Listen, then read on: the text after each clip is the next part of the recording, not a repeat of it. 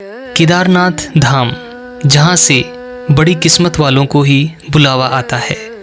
केदारनाथ के दर्शन करने के लिए साल भर इंतज़ार करना पड़ता है। कहते हैं कि बाबा केदार जिस भक्त को दर्शन देने की ठान लेते हैं उसे दर्शन देकर ही रहते हैं। भगवान शिव के एक भक्त की कहानी, जिसके बाद बाबा केदार को जागृत महादेव कहा जाने लगा। पौराणिक कथाओं के अनुसार एक बार शिव भक्त अपने गांव से केदारनाथ धाम की यात्रा पर निकल पड़ा। पहले यातायात की सुविधाएं न होने के कारण वह पैदल ही निकल पड़ा। रास्ते में जो मिलता उससे वह केदारनाथ का रास्ता पूछ लेता और मन ही मन भगवान शिव का ध्यान करता रहता। भक्त को चलते चलते महीनों बीत गए।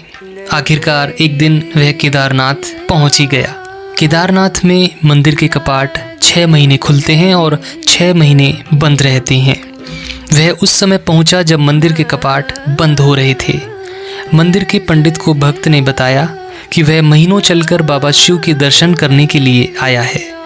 कृपा कर भगवान शिव के दर्शन कपाट खोलकर करा दीजिए। लेकिन वहाँ का नियम है कि एक बार द्वार बंद तो बंद। मंदिर के पंडित बोले कि अब यहाँ 6 महीने बाद आना, क्योंकि कपाट तभी खुलेंगे। यहाँ 6 महीने बर्फ और ठंड पड़ती है। सभी लोग वहाँ से चले गए। भक्त वहीं पर रोता रहा। रोते रोते रात होने लगी और चारों ओर अंधेरा हो गया। लेकिन उसे विश्वास था कि भगवान शिव उसे दर्शन जरूर देंगे। भक्त को बहुत भूख लगने लगी। तभी उसने किसी की आहट सुनी। भक्त ने देखा कि एक सन्यासी बाबा उसकी ओर आ रहा है।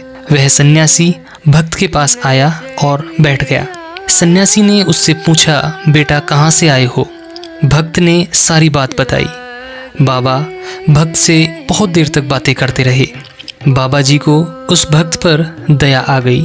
वह बोले कि बेटा, मुझे लगता है कि मंदिर सुबह जरूर खुलेगा, तुम दर्शन जरूर करोगे। बातों ही बातों में भक्त को न जाने कब नींद आ गई।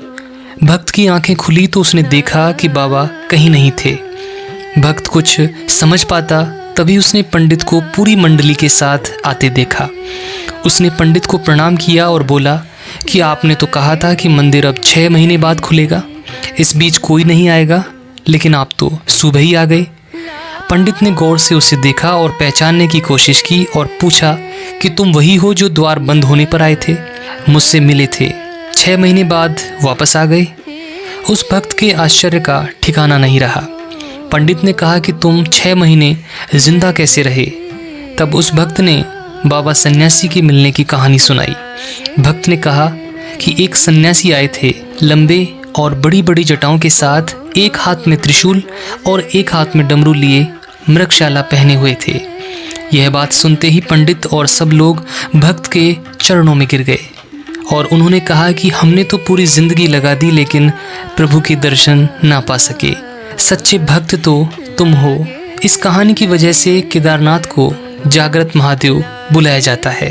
तो दोस्तों, इसलिए कहते हैं ना कि भगवान कब, कहाँ और किस रूप में मिल जाए किसी को नहीं पता। अब हम आपसे विदा लेते हैं और मिलेंगे आपसे अगली वीडियो में। तब तक के लिए जय बाबा केदारनाथ।